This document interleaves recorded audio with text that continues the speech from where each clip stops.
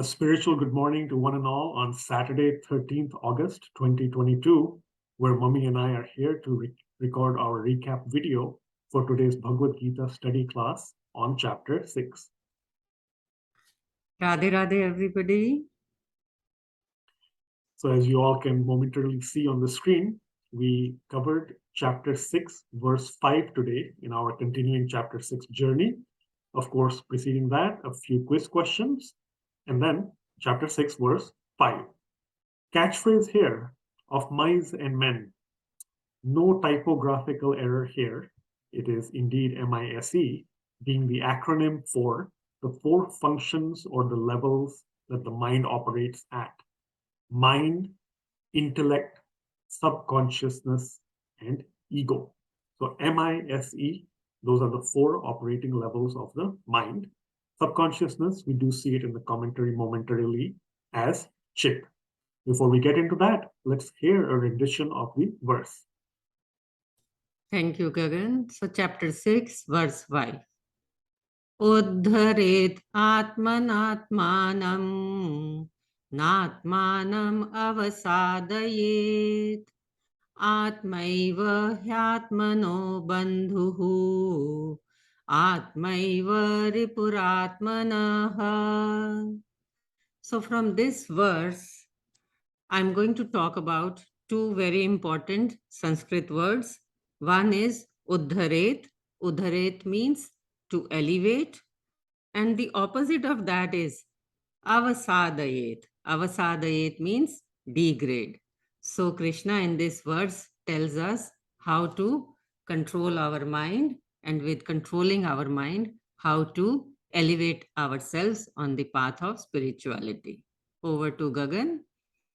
Indeed, yes. This is the first time Sri Krishna tells Arjun a very famous, popular verse that the mind at once can perhaps be your friend or it can also be your enemy. And therefore, it is, of course, important to elevate ourselves through the power of that same mind, of course, using it in the friend state. So Swamiji first told us in the commentary, he tells us that we are the ones responsible for our own elevation. The ability, the grace is given to us by God, and around us there are God-realized gurus and saints. In fact, not just in this lifetime, but in innumerable prior lifetimes as well. But the effort itself has to be put in by us. A guru or a saint can guide us, they can encourage us, but that investment of true time and energy has to come from each of us as individuals looking to progress on this spiritual path. There's the interesting Hindi saying that he's mentioned also about the bird, two birds on the tree. And so the idea is that here now we are in this present lifetime in the human form, which in itself is a big blessing. Out of the rotation of the 8.4 million species, getting back into the human form with a chance, a shot or an opportunity to go ahead to the transcendental side, to the divine abode of Golok, that is going to be something attainable if we put in the right effort, follow sadhana, and pursue the practices and path of yoga in this particular lifetime. In the past, we had those opportunities as well. We interacted perhaps with different gurus and saints, but clearly were not able to cross over to the transcendental side. And so again, the responsibility is ours, and the person, the entity, I guess, the aspect or object that is within us that can sabotage those plans or thwart or hinder those plans is the mind. So utilizing the mind after understanding how it works is going to be very, very essential, because Sri Krishna says it can truly be our friend and benefactor. So we learned that the mind operates at four different levels. These are not four separate entities. It is still one material mind. And the different four levels are the mind itself, which is the thought factory, creating all these thoughts all the time, several tens of thousands of thoughts in a day. And then there is the aspect or the entity of it, the element of it that decides, discerns, discriminates. So that is the intellect. The intellect has the ability to choose amongst those different thoughts and then pick one that seems to be suitable at that instant or point in time and then proceed. Then, of course, we have the element of subconsciousness known as chit, which is providing us this attachment to people, objects, and places, the concept of memory as well. And then the part of pride, the fourth aspect, ego, ahankar. That is where we identify ourselves incorrectly as the body, not as the soul, and attach importance and grandeur to all things like beauty, prestige, status, and wealth. So again, these are the four operating levels of the mind. These are all referring, of course, to the lower aspects, which we want the intellect to control the mind so that good thoughts are the ones that we proceed with, that we choose from. But then even beyond that, as Mummy explained with the chariot example, we'll cover next session as well. It is the soul, the higher self, that we want to lead the lower self along this path of yoga. We briefly saw, of course, that the word ego here is very different. It is all from a Vedic concept, and it is not in terms of Freudian psychology. So brief comment there in Swamiji's commentary. And again, more examples of this entire apparatus, this inner mechanism, the antahakaran, again, from scriptures like the Panchadashi, Bhagavad Gita, of course, the Yoga Darshan, and Shankaracharya. All this resulting in the conclusion that taking Sri Krishna's advice, we have to elevate ourselves through the power of that one mind, the one mind with the four different operating functions or levels. Therefore, understanding that we need the soul to help guide us as the higher self, taking us away from what the lower self is always running around with. We briefly talked about chapter 2, verses 41 through 44, some of the aspects of ostentatious rituals, at most taking us to the celestial heavens, and then very important, of course, chapter 3, verse 43, that will continue later as well, the wonderful analogy of the chariot from the Kathopanishad. Final comment I'll make is that the important word we want to take away this time is reticence, reluctance or hesitation, because this is a reminder to us that in previous lifetimes, we couldn't make it to the transcendental side because we had some level of hesitation or reluctance on the spiritual path. So, encouragement to all of us to not have that kind of reticence in this lifetime. And if that doesn't happen this lifetime with crossing over, then in future lifetimes, but keeping that as an important ability or choice in behavior so that we eventually cross over to the transcendental side. In fact, there's an often saying, at least in India, I think, that when someone isn't making right thoughts or right decisions, the upper story, they call it, the mind, the upper story is empty. And therefore, we do not want to take that upper story to the basement. That is through degradation of us. That would be debasement in this case.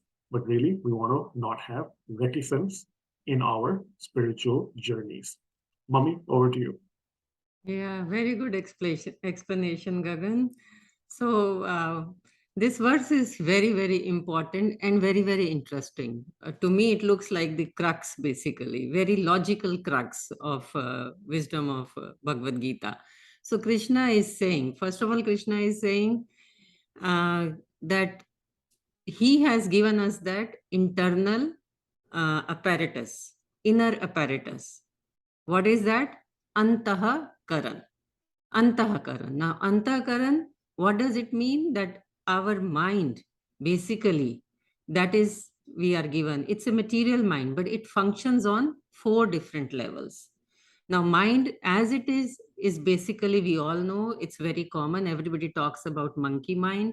Why? Because it keeps on desiring, and there are thoughts which keep on coming and going. Loads of thoughts every day and loads of desires. Now, desires are all for the sensual objects because mind is itself material, so it desires sensual objects. But basically, we are particles of God only, right?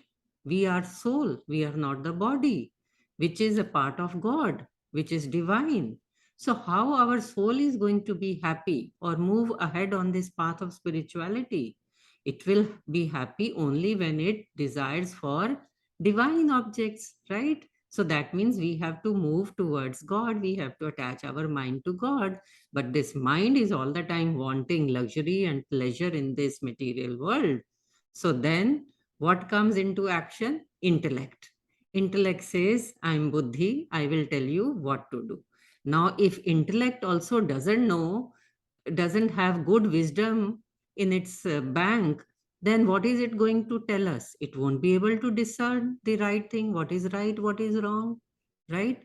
So to make our intellect very proper so that it can guide us in the right way, we have to feed it with good wisdom and good knowledge so that it can discriminate very easily and it can guide us.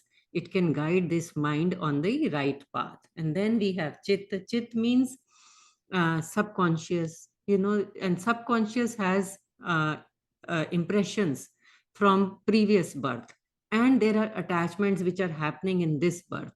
So again, that keeps on pulling us in different directions, and it does not get attached to God.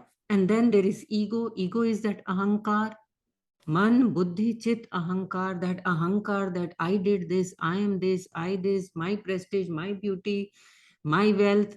We keep on getting into this mode that I am the doer. And in the previous chapter, Krishna taught us that we have to give up this doership. So basically, Krishna is teaching us how to control our mind by sitting in this chariot. What is this spiritual chariot? God has given us this body, which is a vehicle for the soul. So that is the chariot. And our soul resides in it. And soul is wanting divine connection, but mind is going here, there. So if we give good food to our intellect, we can control our mind. And so the chariot is in Kathopanishad, it's given how that chariot works. There are 5 horses with different, those are the 5 senses: taste, touch, smell, sight, hearing. So we are running after those sense objects, but the charioteer who is sitting, who has all the reins in his hand, that is the intellect. But the soul, that passenger behind, is sleeping. So we have to wake up that soul. We have to realize that we are not the body and we are the soul, and we have to guide the intellect with right wisdom and knowledge so that it can guide our chariot in the right direction. We'll be doing more in our next session. We'll do a proper exercise on this chariot, whereby we'll see how to wake up the soul. And how to wake up the soul, that is by purifying your mind. And mind has 5 or 6 impurities sitting in our own body. Which are those impurities? They are Lobh, Krodh, Moh, Mad, and Matsarya. So we'll be doing more explanation in our next session. Do join us for the proper exercise on the spiritual chariot. Let's have a beautiful ride and learn more of this knowledge given by Krishna. Hope it helps to understand. Yeah, thank you, Mummy. And so indeed, we shall look forward to all of that content and more in the next session.